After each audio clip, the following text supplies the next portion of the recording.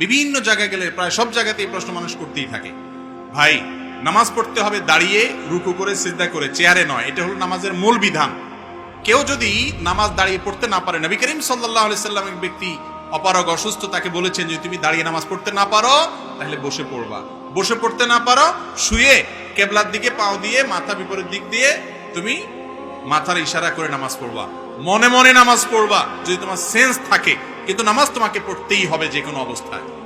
এখন একজন মানুষ যদি দাঁড়াইতে পারে কিন্তু রুকু আর সিজদাটা করতে পারে না, রুকু সিজদা করতে গেলে তার কোমরে ব্যথা হয়, অসম্ভব ব্যথা হয়, অথবা ডাক্তার যিনি নামাজের গুরুত্ব বুঝেন সেই রকম ডাক্তার, যিনি আবার ভালো ডাক্তারও বটে, তিনি বলছেন যে আপনার মাজাতে এক্সরে ইত্যাদি রিপোর্ট করে দেখা গেছে, বোঝা গেছে আপনি নিয়মিত রুকু সিজদা এভাবে করলে আপনার স্থায়ী রোগ হবে, বড় অসুবিধা হতে পারে, এই জন্য আপনি নামাজটা বসে পড়বেন চেয়ারে।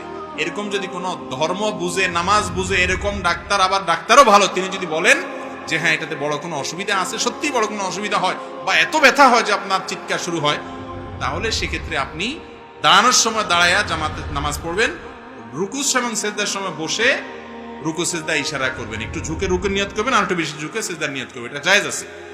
আর যদি দাঁড়ানোর থেকে বসতেই না পারেন, উঠা বসাও করতে না পারেন, এত বেশি অসুস্থ হন, তাহলে সেক্ষেত্রে আপনি বসে পড়তে পারেন। অনেক মায়েরা আছেন গর্ভবতীর সময়, বিশেষ করে শেষের দিকগুলোতে এত বেশি শরীর ভার হয়ে যায় যে ভারসাম্য ধরে রাখতে পারেন না, ভয় হয় যদি পড়ে যায় তাহলে গর্ভস্থ সন্তানের ক্ষতি হবে, ওনার ক্ষতি হবে। এরকম যদি সিরিয়াস পর্যায়ের কোনো মহিলা থাকেন, খুব কম থাকে এরকম, তাহলে বসে নামাজ পড়তে পারেন। বিশেষ করে ফরজ নামাজটা দাঁড়িয়ে, নফলগুলো ইচ্ছাকৃত এমন বসে পড়া যায়, সেটা করতে পারেন। অনেকে বলে চেয়ারে বসে নামাজ পড়া হয় না, এই কমন ভাবে বলা ঠিক না। নবী সাল্লাল্লাহু আলাইহি ওয়াসাল্লাম বসে নামাজ পড়তে বলছেন, আপনি চেয়ারে বসবেন না, নিচে বসবেন, আপনার উপর বসে পড়তে পারেন, জায়েজ আছে। কিন্তু আমাদের দেশে দেখা যায় যে একটু কোমরে ব্যথা হইলে, একটু শরীরটা ভালো লাগতেছে না আজকে, চেয়ারে বসে দফাস করে নামাজ শুরু করে দিস। উনি নিজের মধ্যে একটা ভাব আছে কিনা আল্লাহ জানে যে একটু আমি চেয়ারে বসে, সবাই আপনার রুকু সিজদা করতেছে না। ভাই কিয়ামতের দিন আল্লাহ তাআলা সিজদা করতে বলবেন, ইয়াউমা ইউদআউনা ইলাস সুজুদ। সেদিন দুনিয়াতে যারা আল্লাহকে শক্তি থাকা অবস্থায় সিজদা করে নাই, নামাজ পড়ে নাই, তারা সেদিন সিজদা করতে চাইবে কিন্তু করতে পারবে না, সুস্থ থাকা অবস্থাতেও পারবে না। এই জন্য চেয়ারে বসে ফ্যাশনগিরি করা চলবে না। আপনি কার সামনে দাঁড়িয়েছেন? আকামুল হাকিমের সামনে, কিসের ফ্যাশন, কিসের মাতবরি?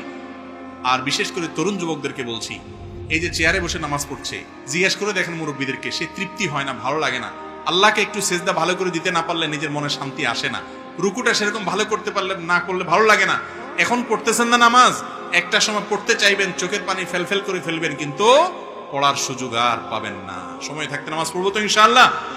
তাহলে চেয়ারে বসে নামাজ পড়া জায়েজ আছে। যে ব্যক্তি সত্যি অপারগ, একেবারেই পারে না, তার জন্য হালকা একটু শরীর খারাপ হলে চেয়ারে বসে নামাজ পড়া যাবে না, বিশেষ করে ফরজ নামাজ। আজকাল তো মসজিদগুলোতে এত চেয়ার, আমি সব জায়গায় বলি যে মসজিদ নাকি এক পাশে যে পরিমাণ চেয়ার, নাকি আরএফএল এর দোকান বোঝা কঠিন, ঠিক না? ঠিক আকিস প্লাস্টিকের দোকান কিনা বোঝা কঠিন, এরকম অবস্থা হয়েছে। আল্লাহ তাআলা আমাদেরকে বুঝার তৌফিক দান করুন।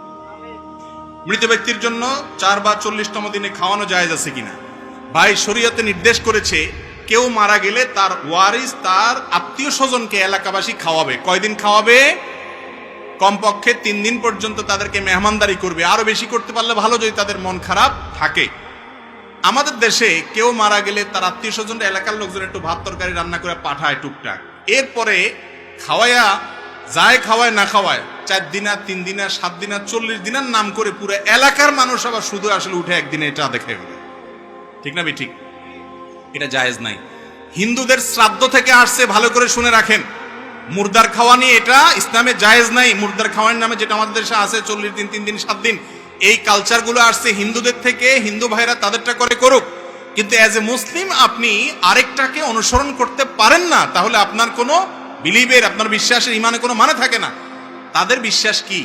যারা গুগল বুঝেন, নেট বুঝেন, শ্রাদ্ধ তালিব বেশর অফলাকার দর পরে বড় ধ দিয়া সার্চ দেন, দেখেন কি আসে। হিন্দুদের ধর্ম মতে আপনার কারোর মৃত্যুর পরে তার জন্য এলাকাবাসীকে, আত্মীয় স্বজনকে যদি না খাওয়ানো হয়, তাহলে স্বর্গে সেই লোকরে নাকি সোনা দানা দেওয়া হয়, খানা দেওয়া হয় না, বলে তোর আত্মীয় খাওয়ায় না, এই জন্য পাবি না। আমি নিজে দেখেছি, পড়েছি, তারপরে এসে বলতেছি। এই জন্য এই যে মুর্দার খানার নামে যে সমস্ত দিনক্ষণ ঠিক করে আমাদের দেশে যা খাওয়ায়, এগুলো জায়েজ নাই, ইসলাম এগুলো বলে নাই। যে মারা গেছে তার পরিবারে খাওয়াবেন, তাদের কাছ থেকে খানা আদায় করবেন না। হ্যাঁ, তারা তাদের বাবা মার তরফ থেকে গরিব দুঃখীকে কোনো দিনক্ষণ ঠিক করা ছাড়া এতিমখানাতে এমনি গরিবদেরকে খাওয়ালে এটা ভিন্ন কথা, কিন্তু সামিয়ানা টাঙ্গায় ফুর্তি করে খাওয়াবেন। ভাই মানুষ কখন খাওয়ায়? খুশির ছুটে খাওয়ায়। বিয়ে করছেন, খুশি, একটা বউ ঘরে আসছে নতুন মাশাআল্লাহ, এই খুশিতে অলিমা খাওয়াই দিবেন, তাই না? ছেলে হয়েছে, আল্লাহ সন্তান দিছে, মেয়ে হয়েছে, সন্তান দিছে, এই খুশিতে আকিকা খাওয়াই দিবেন। ছেলে পাশ করছে পরীক্ষা, চাকরি পাইছে, খুশির ছোটে মিষ্টি খাওয়ান, তাই না? যত খাওয়া খাওয়াই ব্যাপার আছে, এগুলো সব খুশির ছোটে হয় না দুঃখের ছোটে হয়? খুশির ছোটে হয়। আপনার বাপ মারা গেছে, গোটা এলাকা মানুষের গরু জবা করে খাওয়া দিচ্ছে, মানে বিরাট খুশি যে বুড়া মরছে, জমি জমার ভাগ পাইলাম এখন। ব্যাপারটা কি সেরকম? খুবই আপত্তিকর এই বিষয়টা, খুবই আপত্তিকর। এটার বিরুদ্ধে একটু দাঁড়াইতে হবে, এটাও খুব কঠিন কাজ। এটা করলে এলাকাবাসী বলবে কি পোলাপান রাখি গেছে, আরে কারো করে হাত ধোয়ায় না একখানা, ঠিক না ভাই? ঠিক। আপনার হাত ধোয়াইতে হবে আরেকজন, আপনার হাত কি লুলা হয়ে গেছে, পানির অভাব হচ্ছে, তলরছে? আসলে হাত ধোয়ানো তো কথা না, মানে খাওয়ায় না। এই অনাচারের বিরুদ্ধে দাঁড়াইতে হবে যে আমার বাবা মারা গেছেন, মা মারা গেছেন, আমি তাদের পক্ষ থেকে একটা টিউবওয়েল করে দেবো, মসজিদে কিছু টাকা দান করবো, কিছু গরিব মানুষকে দিব, এই এলাকাবাসী খাওয়ায় ফুর্তির অনুষ্ঠান করব না, এটা জায়েজ নাই। আল্লাহ আমাদেরকে মানার তৌফিক দান করুন। সৎসাহস থাকতে হবে সত্য কথা মানার জন্য। এই মুর্দার খাওয়ানির যে অনাচার আছে, এই 3 দিনের 7 দিনে 40 দিনে, এগুলো বন্ধ করবেন তো ইনশাআল্লাহ? একটু হাত তুলে দেখান তো কারা নিয়ত করেছেন। আল্লাহ আমাদের সবাইকে বেদাতের বিরুদ্ধে শক্ত হওয়ার তৌফিক দান করুন, সুন্নাতের উপর ঐক্যবদ্ধ হওয়ার তৌফিক দান করুন। আমিন। আল্লাহ তাআলা সবাইকে তৌফিক দান করুন। হিম্মত করতে হবে। অনেক মানুষ অনেক কথা বলবে। আমার দাদি মারা গেছে, আমার এক জ্যাঠাতো ভাই আমাকে ফোন দিয়ে বলছে, ভাই দাদি মারা গেছে, এখন তো অনেক গরু টরু জবা করে খাওয়াইতে হবে। আমাকে ভাই আমি তো এই কাজ করবো না। তাহলে কি করবেন? আমরা আমাদের দাদির পক্ষ থেকে আমি একটা গরিব মানুষকে একটা টিউবওয়েল করে দিব, মসজিদে মানসায় কিছু দান করব, কিছু ভালো কাজ করব, দান করব তার পক্ষ থেকে, এটা সওয়াবের কাজ। কিন্তু গরিব খাওয়ানোর নাম দিয়ে এই যে গরিব খাওয়ানো কন আপনারা, এগুলো কি গরিব খাওয়ানো? গরিবরে কয় এই তোরা বয়, চেয়ারম্যান সাহেব খাইলো কাগে, ঠিক না বে ঠিক? এটা গরিবের নামে তামাশা, তামাশা। এগুলো বন্ধ করতে হবে, এগুলো করা যাবে না। কোনো মানুষ মারা গেলে তার ওয়ারিসরা তাদেরকে এলাকাবাসী খাওয়াবেন, তাদের কাছ থেকে কোনো খানা আদায় করবেন, মনে থাকবে তো ইনশাআল্লাহ। টাকা ধার্য করে খতম ইউনুস পড়া যাবে কিনা, দুনিয়াবি কোনো উদ্দেশ্যে, কোনো আমলের মাধ্যমে, দুনিয়ার কোনো উদ্দেশ্য, রোগ বালাই থেকে ভালো হওয়ার জন্য কোনো হুজুর দোয়া করলেন বা কারো দিয়ে কোনো আমল করালেন, রুকিয়া ঝাড়ফুঁক করালেন, এটার বিনিময়ে আপনি দিতে পারেন। কিন্তু যদি জিকির আজকার, এতবার কালিমা খতম, মুর্দা মারা গেছে 70,000 70 লাখ, বা তোমার অমুক দোয়া পড়লে সওয়াব হবে, মুর্দারে লাভ হবে, এটা করাইয়া যদি হুজুরে টাকা দেন, তাহলে আপনার আমও যাবে, সালাও যাবে। আমসালা দুইটা বুঝেন? সওয়াব তো যে পড়ে সে পাবে, আর আপনি টাকাও দিলেন, তাহলে হে বেটা সওয়াব পাইলে পাইলো তার ব্যাপার, আপনি তো পাইলেন না, টাকাও গেল, আমসালা দুইটাই গেল, লাভ কি হলো? হ্যাঁ, আপনি আপনার ওয়ারিসের সবাই মিলে পড়েন। এটা পয়সা দিয়ে সবকিছু কিনা যায় না। আখিরাতের আমল এবং সওয়াব এটা পয়সা দিয়ে কিনা যায় না। এভাবে যার যারটা শেষে করতে। আল্লাহ বলেছেন লাইসা লিল ইনসানি ইল্লা মা সা, মানুষ যেটা নিজের জন্য আমল করে সেটাই সে পাবে, অন্যটা সে পাবে না। গর্ভবতী মহিলার স্বামী জানাজা পড়তে পারবে কিনা? কত ফতোয়াবাজি যে আমাদের দেশে মহিলাদের বিরুদ্ধে চলে, যত ফতোয়ার অত্যাচার 2 শ্রেণী মানুষের উপরে, এক হলো মহিলা, আর একটা হলো মসজিদের ইমাম সাহেব, মুয়াজ্জিন সাহেব। ইমাম সাহেব, মুয়াজ্জিন সাহেবদের উপরে যত ফতোয়া, হুজুররা এটা করতে পারবো নি, ওইটা করতে পারবো নি। আরে ভাই, হুজুরদের জন্য কি আলাদা শরীয়ত আছে? আর মহিলাদের জন্য যত সব উল্টাপাল্টা কথা। খবরদার, এরকম কোন কুসংস্কার ইসলামে নাই। কোন মহিলা গর্ভবতী থাকলে তার স্বামী জানাজা পড়বে না পড়বে তার ব্যাপার। এটার লগে মহিলার কি সম্পর্ক? কয় মহিলা নাকের ইয়া খুললে, আপনার নাকফুল খুললে কয় স্বামীর ক্ষতি হয়ে যায়। এসব কথা বলে না, বলে না? আমি বলি যে এইটা যদি সত্য হতো, তাহলে মহিলারা তো বিরাট বড় অস্ত্র হাতে পেয়ে যেত। কারণ স্বামী তেরিং বিরিং করলে সাথে সাথে নাকফুলটা খুলে ফেলে দিত, যে চান্দু কাহিনী করবা তুমি, নাকফুল খুলে বলো তোমার ক্ষতি হয়ে যাবো। এসব হাস্যকর কথা, ফালতু কথা। মহিলার নাকফুল থাকলেই কি এতে স্বামীর কোনো ক্ষয়ক্ষতি হবে? এগুলো কুসংস্কার, এগুলোকে আমাদের দূর করতে হবে। 3 কুল পড়ে কবর জিয়ারত করা হয়, এটা কি সঠিক কিনা? দাফনের শেষে মুনাজাত করা যাবে কিনা? কবর জিয়ারতের জন্য সুন্নাত হলো সালামু আলাইকুম দারা কওম মুমিনিন ওয়া ইন্না ইনশাআল্লাহু বিকুম লাহিকুন নাসআলুল্লাহ লানা ওয়া লাকুম আল আফিয়া। এটা হলো কবর জিয়ারতের সুন্নাত। সালাম পেশ করবেন সেখানে গিয়ে। কবর জিয়ারত করতে হলে 3 বার কুল হুয়াল্লাহ পড়তে হবে, একবার আল্লাহকুমুত তাকাসুর পড়তে হবে, এরকম কোনো কথা কোরআন হাদিসে বলা হয় নাই। আর মুর্দাকে দাফন করার পর দোয়া করা সুন্নাত, হাদিস দ্বারা প্রমাণিত। নবী করিম সাল্লাল্লাহু আলাইহি ওয়াসাল্লাম করেছেন।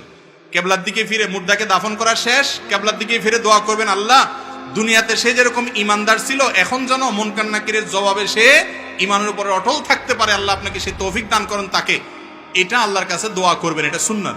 কিন্তু এই দোয়াটা নবী করিম সাল্লাল্লাহু আলাইহি ওয়াসাল্লাম যে করেছেন, সম্মিলিতভাবে সবাইকে নিয়ে করেছেন, সবাই আমি আমিন বলেছেন, এরকম কোনো প্রমাণ নাই। এজন্য এই দোয়াটা যারা উপস্থিত আছেন দাফন করার পর কেবলার দিকে ফিরে করবেন, এটা সুন্নাত। অনেকে বলে দাফন করার আগে মুনাজাতের কথা, দাফন করার আগে কোনো মুনাজাত সাবেত নেই। দাফন করার সময় দাফন করবেন বিসমিল্লাহি ওয়া আলা সুন্নতি ওয়া মিল্লাতি রাসূলিল্লাহ বলে, এরপরে আল্লাহর দিকে, কেবলার দিকে ফিরে আল্লাহর কাছে দোয়া করবেন। আল্লাহ পাক আমাকে পরপর 2টা মেয়ে দিয়েছেন, আমি নামাজ পড়ে আল্লাহর কাছে বলতাম, হে আল্লাহ, আপনি আমাকে একটা ছেলে দিলে তাকে মাদ্রাসায় পড়াবো, কিন্তু ছেলেটা কোরআন শিখিয়েছি মাদ্রাসায় যেতে চায় না, করণীয় কি?